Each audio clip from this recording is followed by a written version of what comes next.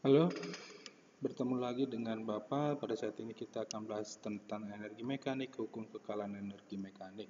Kita akan membahas tentang bagaimana contoh-contoh soal dari hukum kekekalan energi, kemudian bagaimana tentang contoh soal dan pembahasan energi mekanik. Namun sebelumnya kita akan bahas tentang apa sih energi mekanik dan seperti apa hukum kekekalan energi. Bersama Bapak Julius Lumbantobing, oke?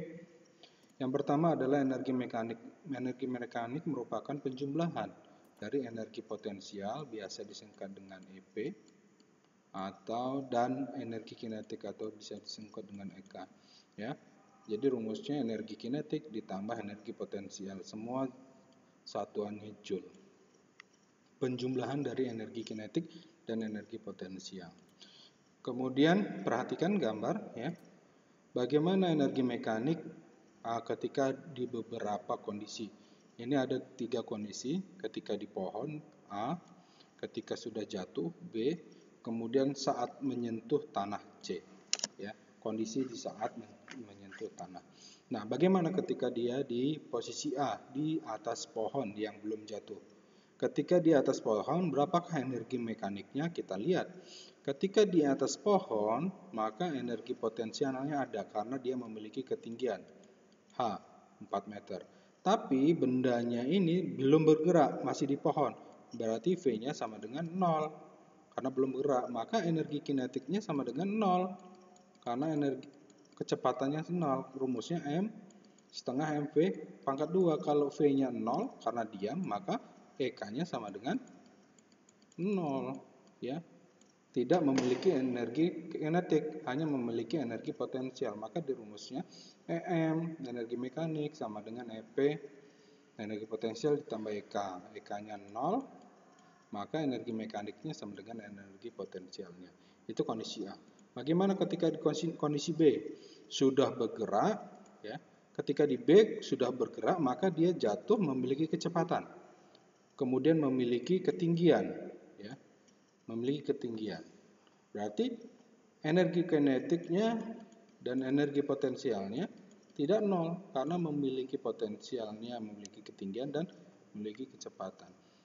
Energi mekaniknya bagaimana? Jumlahkan saja energi potensial ditambah energi kinetik. Nah, ketika di kondisi C saat menyentuh tanah, berapakah? Kalau dia bendanya saat menyentuh tanah, ketika jatuh, kemudian saat menyentuh tanah, dia memiliki kecepatan, ya, dan akhirnya dia berhenti, ya. Benda ketika jatuh, dia pada saat menyentuh tanah pasti memiliki kecepatan. Apa buktinya? Kalau misalnya jatuh di bagian tanah yang lembut, yang empuk, maka bendanya itu akan masuk ke dalam, belum berhenti, ya. Makanya ada bekas bekas masuknya lubang sedikit ke dalamnya, ya. Ketika kita melempar sesuatu ke tanah, maka agak masuk. Itu artinya dia memiliki kecepatan untuk menekan ke bawah. Berarti V-nya belum 0. Tapi ketika saat menyentuh tanah, dia tidak memiliki ketinggian. Berarti EK-nya 0. EP-nya sama dengan 0. Energi potensialnya 0 karena hanya 0. EK-nya tidak 0 karena memiliki kecepatan. Berapa rumusnya? Energi mekanik, energi potensial ditambah energi kinetik. Potensialnya itu 0, maka tinggal energi kinetik. Oke? Hukum kekekalan energi. Yang kedua adalah energi itu tidak dapat diciptakan dan tidak dapat dimusnahkan. Energi hanya berubah dari satu bentuk ke bentuk lainnya, ya. Ini yang dinamakan hukum kekekalan energi. Contohnya di sini. Ketika di sini dia cuma punya energi potensial, ketika jatuh dirubah di sini energi potensial dan energi kinetik, ya. Kemudian ketika saat menyentuh tanah di energi kinetik saja, ya. Ketika di sini dia memiliki energi potensial yang maksimal, ketika di sini memiliki energi kinetik yang maksimal, ya. Dia berubah bentuk. Nah, sekarang rumusnya apa kalau energi mekanik? Perhatikan. Ketika di sini posisi ini ada 3 posisi. Posisi A, posisi B, posisi C. Energi mekanik kekal itu adalah energi mekanik pada posisi 1 akan sama dengan energi mekanik di posisi 2. Ya. Energi mekanik di posisi A akan sama dengan energi mekanik di posisi B. Kita misalkan di sini. Energi mekanik berarti EP1 ditambah EK1 itu posisi 1 atau sama dengan energi potensial 2 posisi 2 ditambah energi kinetik 2. Kalau di sini berarti A dan B, berarti di sini dirubah aja. EP A ditambah EK A sama dengan EP B ditambah EK C, EK B, ya. Bagaimana dengan C? Sama aja, tinggal mana yang kalian ingin padukan, ya. Misalnya dengan A dengan C, berarti di sini ganti A, ganti C, ya. Bahwa energi itu akan sama hasilnya. Baik, kita langsung ke contoh soalnya saja. Contohnya seperti ini. Sebuah apel mempunyai massa 300 gram, berarti massanya 300 gram, kita ketahui. Ini maaf, bukan 0,4 ya, tapi 0,3. 300 gram dirubah menjadi kilogram, dibagi 1000. Gravitasinya ingat, 10 meter per sekon. Ya, hanya 10. Yang ditanya EM. Ya. Sebuah apel mempunyai massa berada di atas pohon. Di atas pohon berarti belum bergerak. Ya, kalau belum bergerak berarti EK-nya sama dengan 0. Berarti tinggal EM sama dengan EP saja, energi potensial, ya. Kita masukkan, ya. Kita masukkan energi potensialnya. Maaf. Ini masih 0,3, ya. Kita masukkan M kali G kali H. M-nya 0,3, G-nya 10.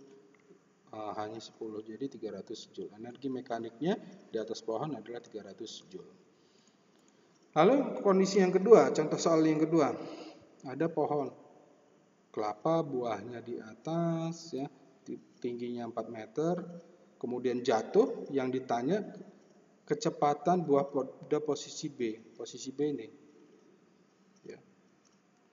Awalnya posisi A menjadi posisi B. Kita lihat dua kondisi di sini. Ketika di A berarti dia belum jatuh, EK-nya sama dengan 0 karena belum gerak. Kalau di posisi B dia sudah ada kecepatannya, berarti ada EK, ada EP karena ada ketinggian. Ini H, B, di sini H, A. Bagaimana caranya? Perhatikan sini. Yang diperhatikan adalah A dan B. Energi mekanik A akan sama dengan energi mekanik B, ya. A dengan B. Energi mekanik itu energi kinetik ditambah energi potensial di A. Energi mekanik B, energi kinetik B ditambah energi potensial B. Ya. Masukkan energi kinetik di A itu kan 0 karena kecepatannya 0, M kali G kali HA. Energi kinetik di B dia bergerak maka punya V. Berarti di VB ini ya, VB. Berarti setengah M V kuadrat ditambah ada ketinggian juga, berarti energi di B ada juga potensialnya. M kali G kali HB. Masukkan saja, ini sama-sama dibagi M. Ruas kiri dibagi M, ruas kanan dibagi M. Coret, coret, coret, tinggal 1. Ya, 1 kali G-nya 10, HA-nya 4, ini HA-nya 4, sama dengan setengah V kuadrat plus G-nya 10, HB-nya 2. Masukkan saja 4 kali 10, 40, setengah V kuadrat ditambah 20. Ini tambah, kita yang tidak punya variabel V, kita masukkan pada ruas yang sama. Positif pindah jadi negatif.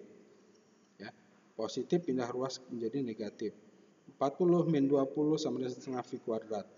40 kurangi 20, 20 setengah V kuadrat. Pindahkan ruas kiri jadi ruas kanan, ya. Setengah V kuadrat sama dengan 20. 2 pindahkan ruas, kalikan silang. Dari pembagian jadi perkalian, ya. V kuadrat 1 kali V kuadrat sama dengan 2 kali 20, ya. Ingat, ini masih V kuadrat. Pindah jadi akar, ya.